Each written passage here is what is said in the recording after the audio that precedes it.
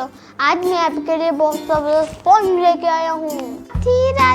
हाथी राजा कहाँ चले सूंड हिला के कहाँ चले, मेरे घर में आओ ना, हलवा पूरी खाओ ना, आओ बैठो कुर्सी पर, कुर्सी बोली चटर पटर रे चटर पटर।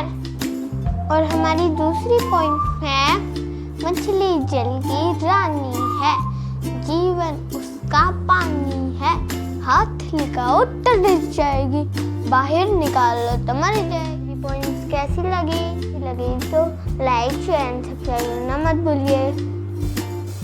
तो मिलते हैं अगली वीडियो में, तब तक के लिए अल्लाह हाफिज़, अपना ख्याल रखिएगा, बाय बाय।